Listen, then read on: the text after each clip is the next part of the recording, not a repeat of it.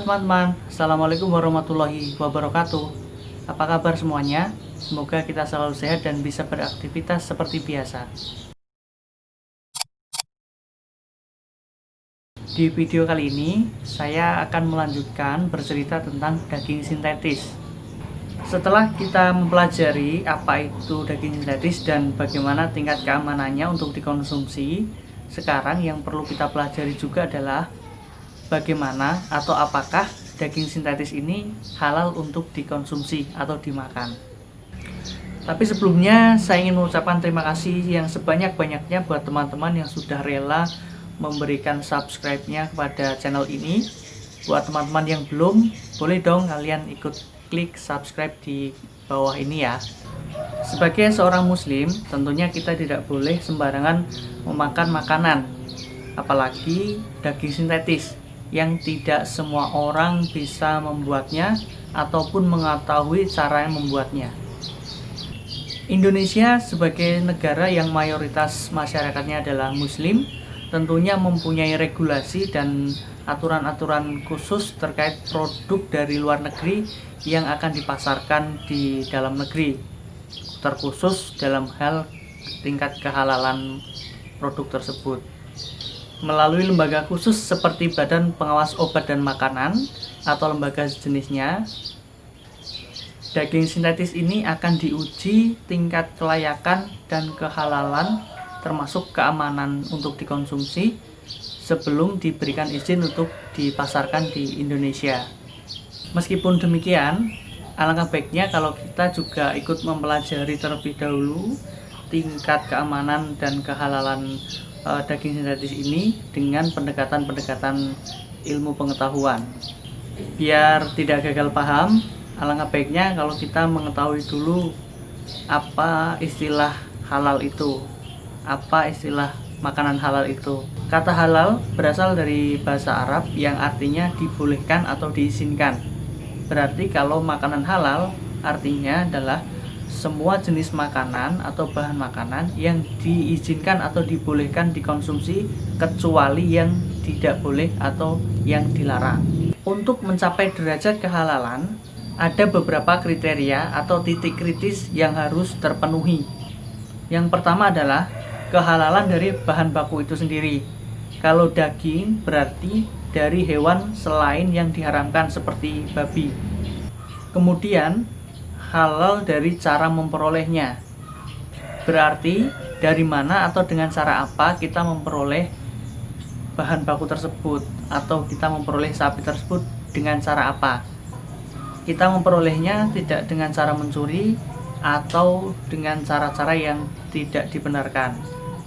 Kemudian kehalalan saat memperlakukannya atau mengolahnya. Sapi yang sudah diperoleh dengan cara yang halal atau dengan cara yang dibenarkan, kemudian harus disembelih dengan cara yang dibenarkan juga. Dan pengolahannya juga tidak boleh dicampur dengan bahan-bahan lain yang tidak halal. Nah, beberapa kriteria tersebut harus terpenuhi. Tapi kalau dari uraian saya tadi ada yang kurang atau ada yang salah, mohon dikoreksi dan dibenarkan di kolom komentar. Nah, kembali ke daging sintetis.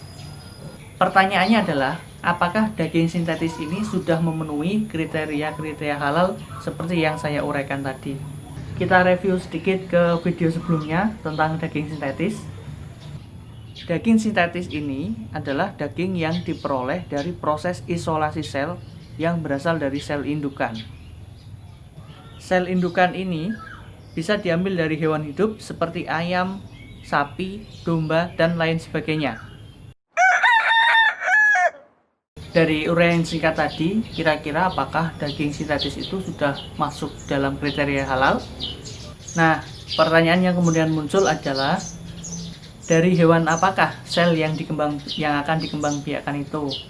Jika dari hewan seperti sapi, apakah sapi tersebut diperoleh dengan cara yang benar atau dengan cara yang halal? Kemudian, apakah sapi tersebut sudah disembelih sebelum selnya diambil untuk dikembangbiakan? Kalau di uraian video saya sebelumnya, itu adalah dari sapi yang masih hidup, kemudian diambil sel atau jaringannya. Akan tetapi, dari beberapa masukan dan komentar pada video sebelumnya, banyak yang mengatakan atau banyak yang berkomentar seperti ini. Jika sel atau jaringan itu diambil dari hewan atau sapi yang masih hidup, maka tidak bisa masuk dalam kriteria halal. Lalu pertanyaannya adalah, apakah ketika hewan sudah disembelih atau sapi ini sudah disembelih dan mati, apakah selnya atau jaringannya masih bisa diambil dan dikembangbiakan atau tidak? Nah, ini saya yang belum mendapatkan jawabannya. Jika teman-teman ada informasi terkait permasalahan ini, boleh dong ditambahkan di kolom komentar untuk melengkapi dan menyempurnakan video ini.